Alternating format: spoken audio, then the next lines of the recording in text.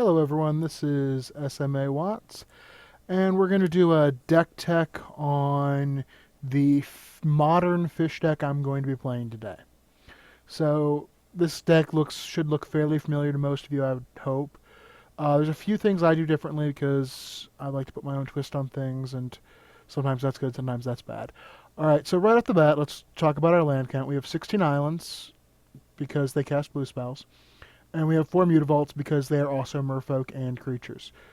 I'm a little bit on playing only 16 sources of colored mana with so many cards with 12 cards that cost double blue that you really want to drop on turn 2. But ideally, you're not dropping them via islands, you're dropping them via Aether Vial.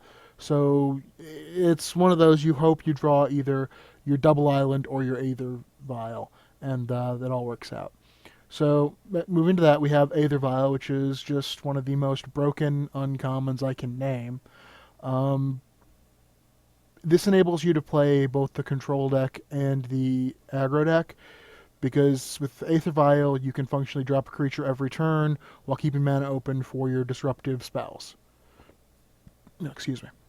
Alright, uh, let's go on to the creatures. I am running 24 creatures, which is a touch creature light in my opinion.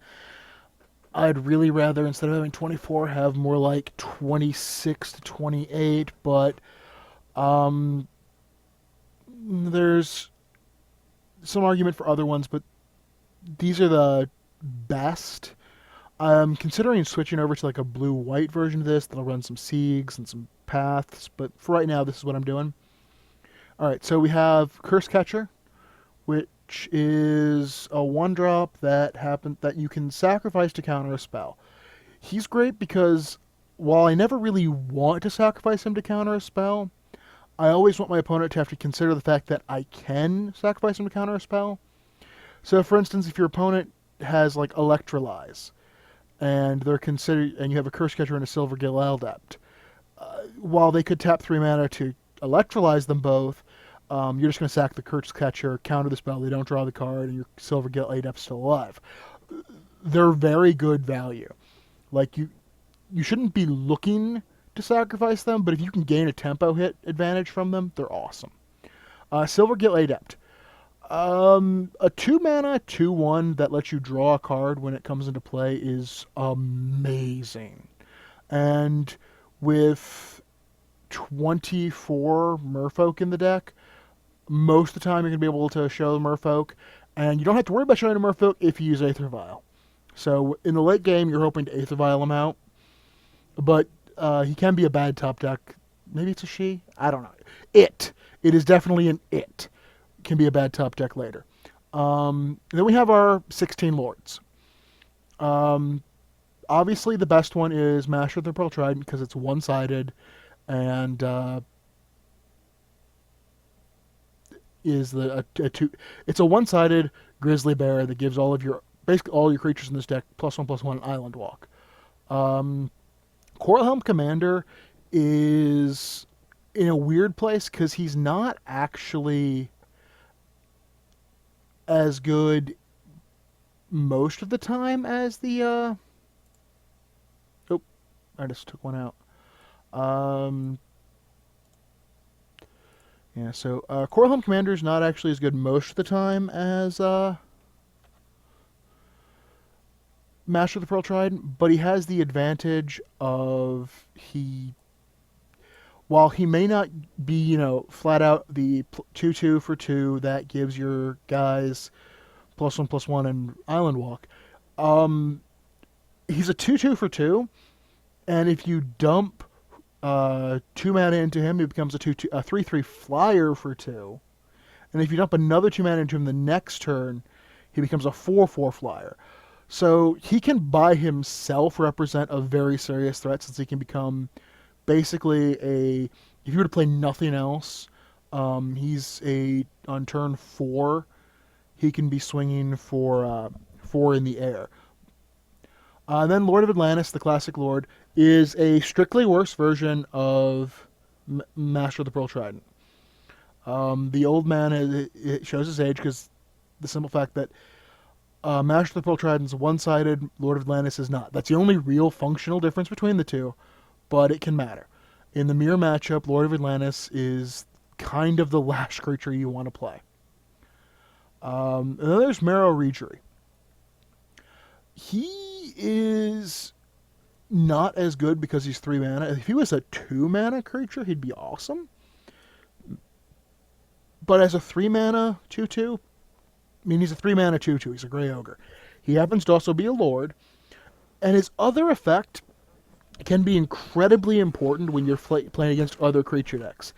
The ability to attack with your guys and then play a creature and untap one of your merfolk, so you have 2 blockers for one creature instead of only one, can be race breaking, I should say. All right, now the reason to play a mono blue merfolk deck is that you get disruption, and you get some really nice disruption. I'm actually running a relatively light counter suite. I'm only running 3 mana leaks and 1 spell pierce as far as counter spells go in the main deck. I'm running 3 spreading seas because it cycles. So even if your opponent is playing blue, it cycles. Very few people play mono blue other than basically merfolk decks, and then it just cycles. And against non-mono blue decks, it cycles and maybe deprives them of color. Against other blue decks, it cycles, and you're like, yeah. Vapor Snag though can be game winning. The lose 1 life makes it better than Unsummon, but the tempo hit can be amazing. Sword of Ice and Fire is sort of thing. A lot of people don't run swords in their merfolk deck, and I've found that the sword kind of represents an alternate win condition. Most of the time you win by getting just a critical mass of creatures, but a sword can make any one creature in and of itself a game winner, since all your creatures then become, the worst of them is a 3/3 that can counter spells, that hits for 5 and draws you a card. So, I mean, any creature with Sword of Ice and Fire basically becomes a 4-turn clock. Now, as to our sideboard. The sideboard is a touch slapdash at the moment. I'd like to tune it a little bit. So, against control, we have Kira. Against combo, we have... Actually, against control, I'm sorry. Against control, we have Kira and Spell Snare. Against combo, we have Swan Song, Spell Pierce, and Dissipate. Against, like, Jund or the Rock, we have Spreading Seas and Tidebinder Mage, as well as potentially Dissipate, depending on what exactly they're doing. So it's one of those... there's a little bit of crossover. There's a couple other things I probably should have. Like, I don't have a Torpor Orb, otherwise I would have one in here. But, yeah, so my sideboard definitely could use some, if not a lot of work. I will admit this is probably my weakest point as a player, personally, is the sideboard.